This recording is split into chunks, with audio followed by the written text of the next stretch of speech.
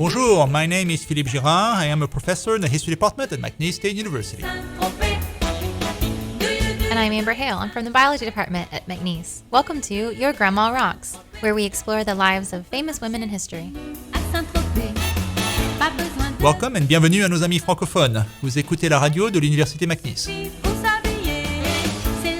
On the program today, music and history as we retrace the life of a remarkable woman. She married her brother, and then her other brother. She seduced Julius Caesar and Mark Antony. She was the last pharaoh of Egypt. Her name was Cleopatra. On the menu, love, war, and incest. Wow, that should be interesting. Along the way, we will sample some songs from and about her native Egypt. We'll start with a song by Dalida, a singer who was born in Egypt but had strong ties to Italy, just like Cleopatra. And who was renowned for her beauty and killed herself, just like Cleopatra. Also, like Cleopatra, Dalida spoke many languages and she sang in languages ranging from Arabic to Italian and French. In homage to her native Egypt, I picked a song that she performed in Arabic. Here is Elwa Ya Baladi from 1979.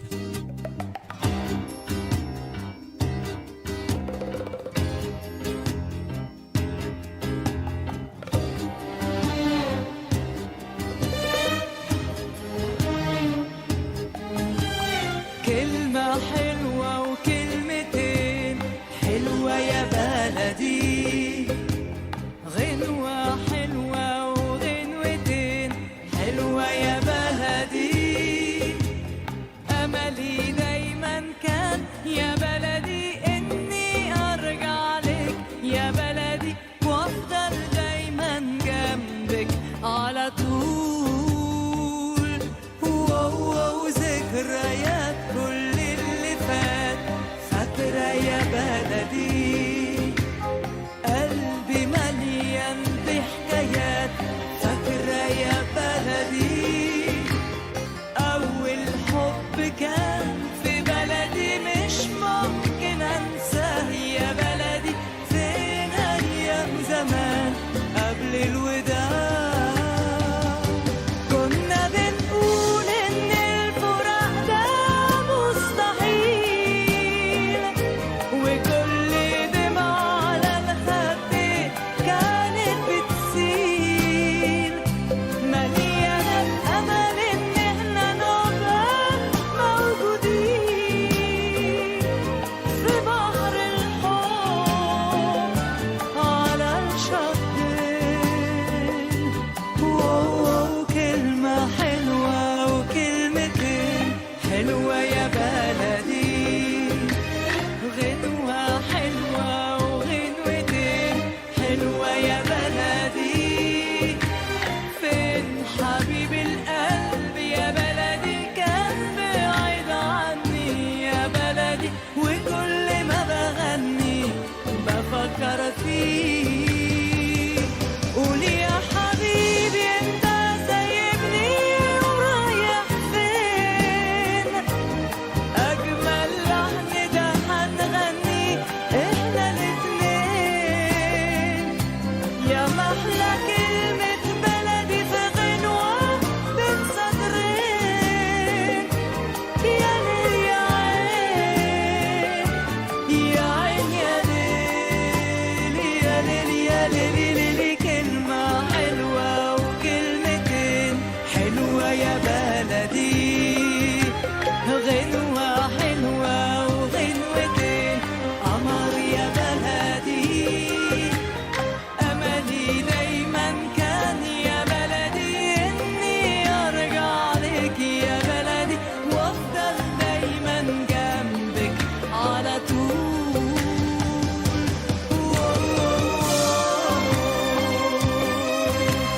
قمر يا بلدي حلوة يا بلدي Bonjour and welcome back to Your Grandma Rocks. We just listened to Elwa Ya Baladi by the Egyptian-born singer Dalida. My name is Philippe Girard. And I'm Amber Hale. Today we're exploring the life of the Egyptian pharaoh Cleopatra.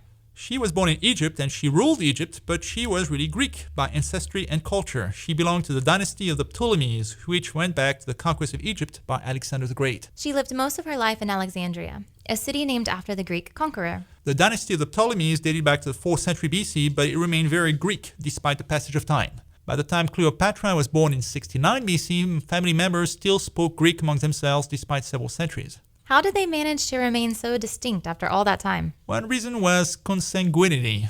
You mean the Ptolemies married each other? Exactly. Not only was Cleopatra's father a direct descendant of a general of Alexander the Great, but he apparently married his own niece. That's quite disturbing. So Cleopatra's mother was her mother, but also her cousin? Yes, that was actually pretty frequent for ancient monarchs.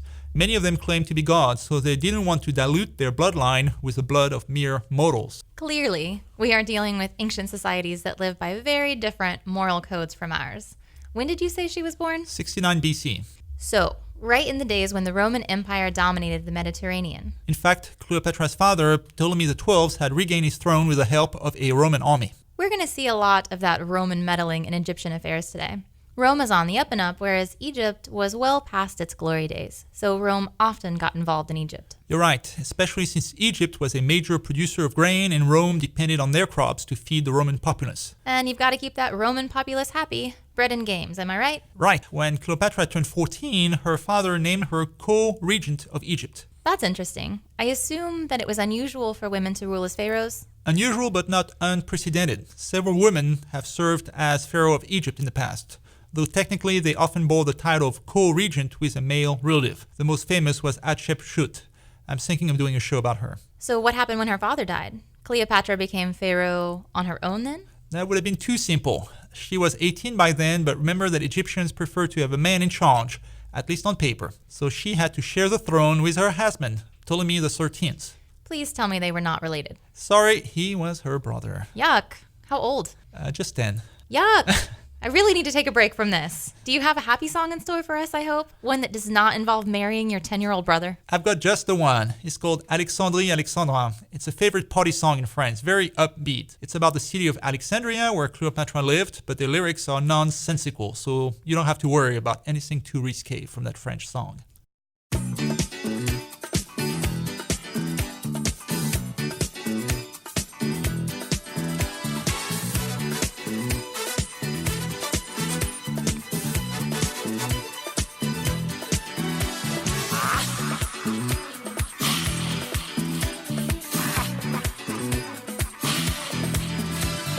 Voile sur les filles, barque sur le Nil. Je suis dans ta vie,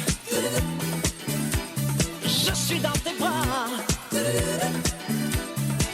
Alexandra, Alexandrie, Alexandrie où l'amour danse avec la nuit. J'ai plus d'appétit qu'un barracuda.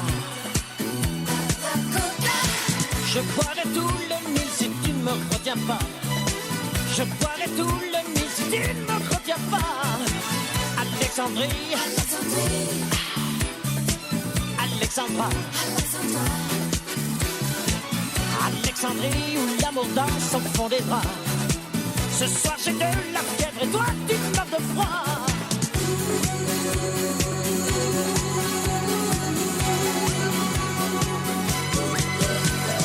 Les sirènes du port d'Alexandrie chantent encore la même mélodie. Oh, oh, la lumière du phare d'Alexandrie fait naufrager les pavillons de la jeunesse.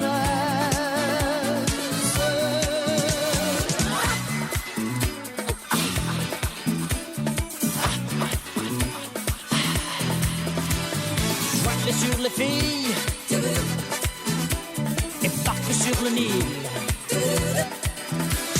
Je suis dans ta vie, je suis dans tes draps. Oui, Alexandra, Alexandrie, Alexandrie où tout commence et tout finit. J'ai plus d'appétit barracuda. Je te mangerai cru si tu ne me retiens pas. Je te mangerai cru si tu ne me retiens pas. Ou Alexandrie, Alexandra. Alexandrie, ce soir je danse dans tes draps. Je te mangerai cru si tu ne me retiens pas.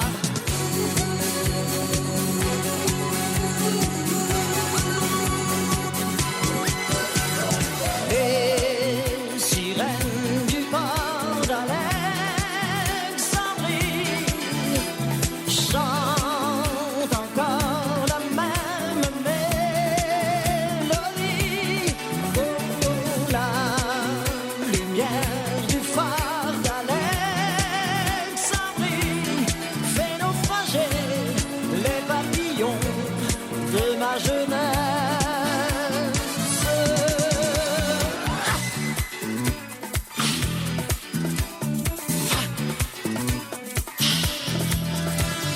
Voile sur le fil, barque sur le Nil. Oh, Alexandrie, Alexandra. Ce soir j'ai de la fièvre et toi tu meurs de froid. Ce soir je danse, je danse, je danse dans tes bras. Allez, danse, putain.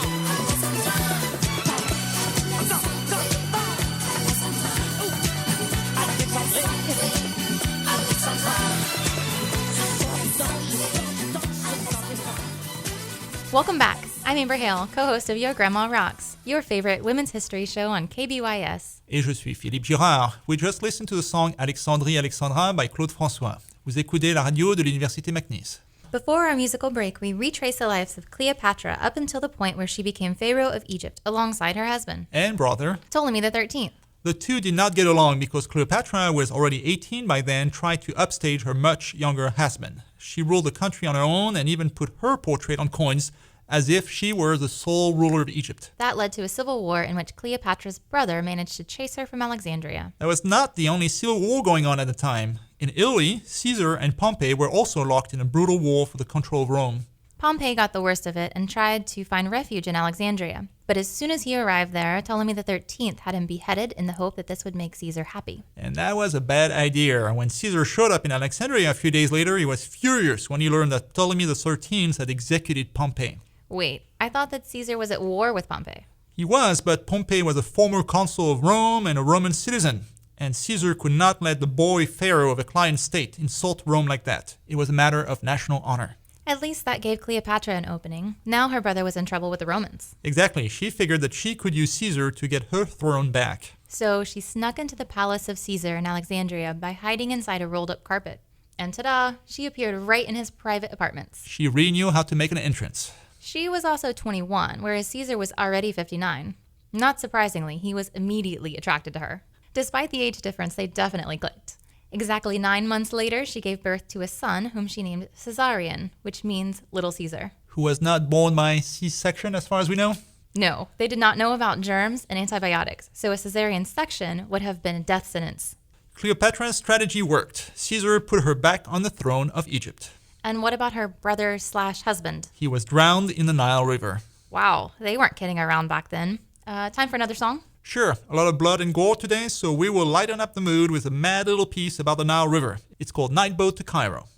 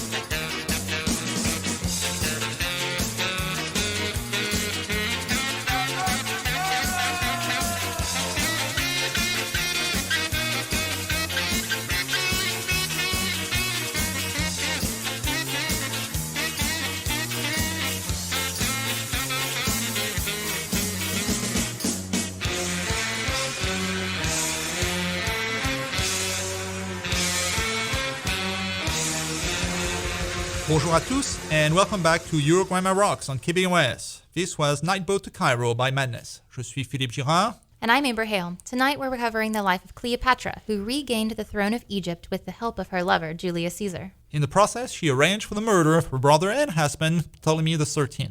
Well, at least she was no longer married to her younger brother. Well, What? she then married her even younger brother, who became co-ruler of Egypt with her. What is up with marrying brothers like that? I don't think that they consummated the marriage. She had no child from either of these two marriages with her brothers. I think it was more political. You mean that people had a hard time accepting the idea of a female ruler, so they wanted a man to officially be in charge? I think so.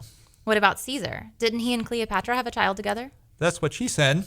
But Caesar always refused to recognize Caesarion as his son and heir. Instead, he left Egypt, returned to Rome, and chose a grandnephew named Octavian as his official successor. Ouch. But one good thing did come out of their union. Cleopatra introduced Caesar to an Egyptian astronomer who proposed to add an extra day to the calendar. Like leap days? Yes, to make up for the fact that the year is not exactly 365 days long, you need to add an extra day to the calendar every 4 years or so. Julius Caesar adopted the idea, which became the basis for the Julian calendar, the calendar of Julius Caesar. And that calendar was tweaked a bit by Pope Gregory in the 16th century, but that's essentially the one that we still use today, the Gregorian calendar. Even after Caesar left Egypt for Rome, Cleopatra would not give up. So she traveled to Rome to convince Caesar to recognize their son. Romans tended to look down on Egyptians as exotic savages, so Caesar still refused to recognize the child for fear that it would undermine his political career. Also, there was a little problem. He was already married to a Roman woman. But Cleopatra's arrival in Rome rekindled their old romance, and Caesar lived quasi-openly with her. He even placed a gold statue of Cleopatra in the Temple of Venus. Venus being the goddess of love, of course. Yes, and supposedly the ancestor of Caesar.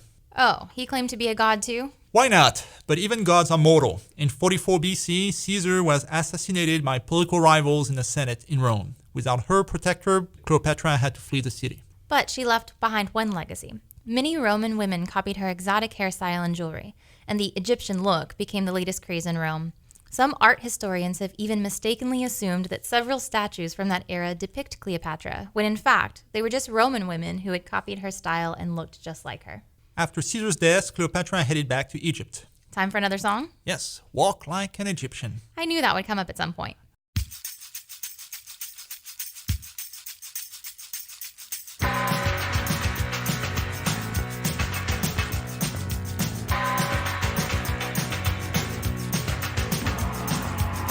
All the old paintings on the tomb, they do the sand dance, don't you know?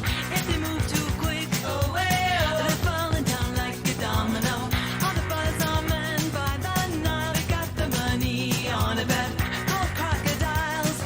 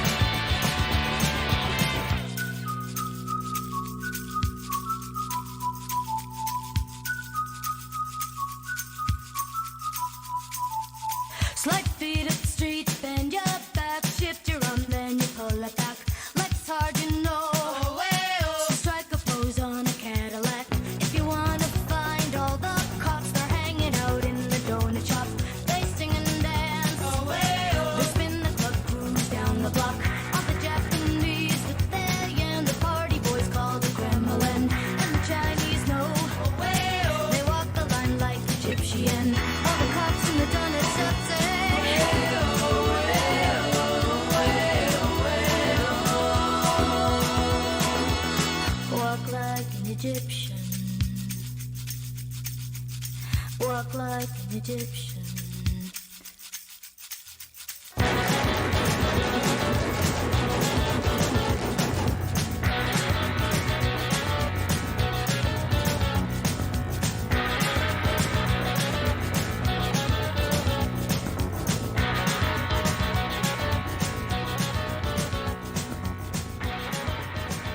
This was Walk Like an Egyptian by the Bangles.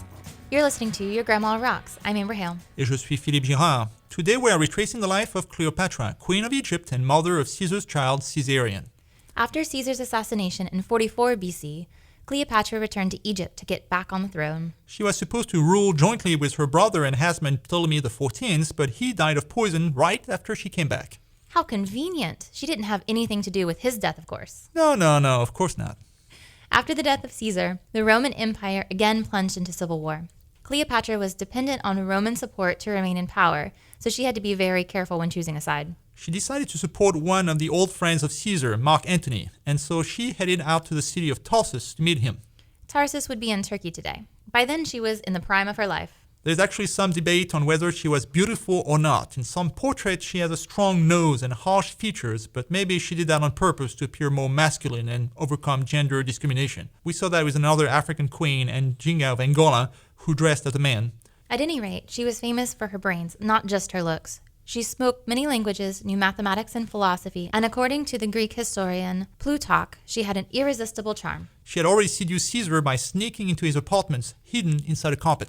She certainly knew how to make an entrance. When she first met Mark Antony, she showed up in a golden barge propelled by oars made of silver. She was dressed like the love goddess Aphrodite and was surrounded by servants dressed like cupids. Poor Mark Antony, he did not stand a chance.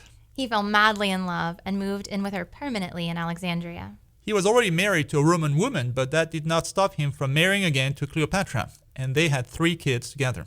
Cleopatra and Mark Antony adored each other. They liked to make dares and crazy bets, indulge in late-night wine-fueled parties. They even created a drinking club. They also liked to disguise themselves and go into the streets of Alexandria to play pranks on the city's residents. Rumors about their behavior scandalized Rome. Romans generally looked down on Egyptians and women, so they assumed that Mark Antony had fallen under the spell of an evil Cleopatra. To be fair, her behavior was not always exemplary. When one surviving half-sister found refuge in a temple, Cleopatra had her killed to eliminate a rival. If you're keeping count, that would be the 3rd sibling that she had gotten rid of. By that point, her relationship with Rome was beyond repair. The Senate declared war on her, and yet another civil war erupted. It pitted Mark Antony and Cleopatra against the adoptive son of Caesar, Octavian, who was the new ruler of Rome. We are almost at the end of our journey, but first, one last song. And it's a song by... Why, Mark Antony, of course.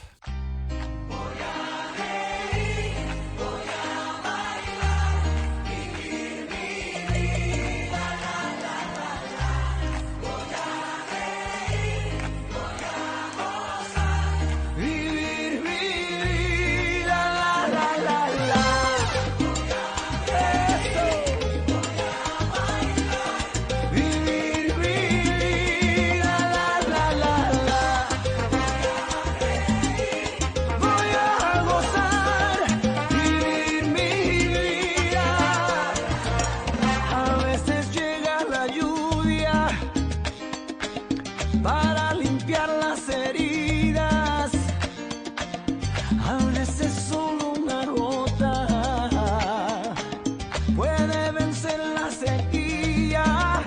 ¿Y para qué llorar? ¿Para qué?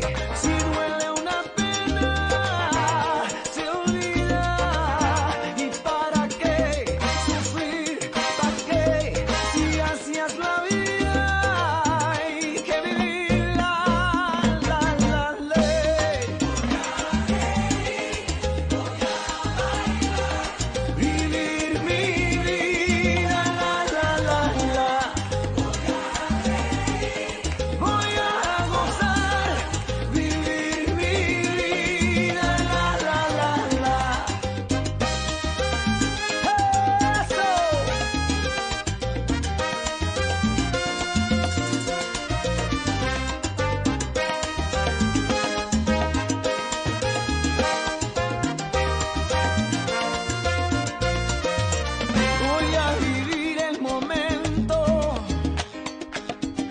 Entender el destino. para escuchar el silencio, para encontrar el camino. ¿Y para qué llorar? ¿Para qué? Si duele una pena, se olvida. ¿Y para qué sufrir? ¿Para qué? Si duele una pena, se olvida. La, la, la.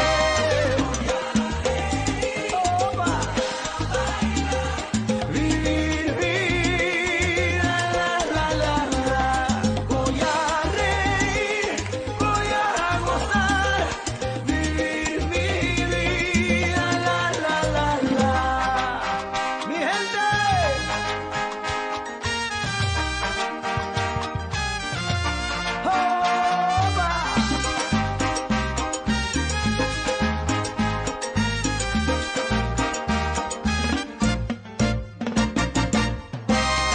Bienvenue à tous, c'était Vivir mi vida par Marc Anthony. Je m'appelle Philippe Girard. And I'm Amber Hale. You're listening to Your Grandma Rocks on KBYS, a show about famous women from centuries past. Today we're covering the Egyptian Queen Cleopatra. Before our last musical break, we saw how Octavian of Rome launched a war against Cleopatra and Mark Antony. Mark Antony, the Roman general, not the singer. Right. The year was 33 BC. Things did not go well for the couple. In 31 BC, the fleet of Octavian battled the Egyptian fleet at Actium in Greece. Cleopatra and Mark Antony were present at the battle, but that didn't make a difference. Octavian prevailed and the couple had to flee. Soon after, Octavian landed in Egypt and besieged Alexandria. All was lost for the couple. They could not escape. Mark Antony chose to kill himself with a sword rather than surrender to Octavian. There is some confusion on the final hours of Cleopatra. She may have tried to seduce Octavian and save her career one last time, but that was not meant to be.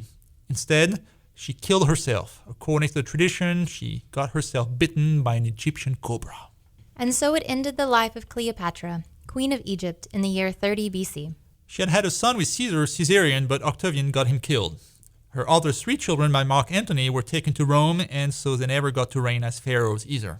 And so, after 3,000 years of ancient Egyptian history, Cleopatra was the last pharaoh of Egypt. After her reign, Egypt was ruled by the Romans, and then by the Persians, and then the Arabs, and the Mamelukes, and the Ottomans, so it was not until the 20th century that the country again had a truly native ruler of its own. Throughout this time, Cleopatra remained an icon in literature, from Shakespeare to George Bernard Shaw. She was also the subject of the most expensive movie ever in 1963, starring Elizabeth Taylor as Cleopatra. So personally, I prefer the TV series Rome from HBO, which retraced the civil wars between Octavian, Mark Antony, and Cleopatra.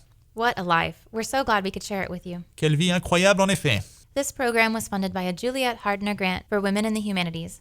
For more information on how to help finance fellowships at McNeese, contact the Foundation at 337-475-5588. This program was also sponsored by the History Department at McNeese. To apply for a degree in history or other fields, contact the McNeese Admissions Office at 337-475-5504. Thank you and goodbye. Merci et au revoir.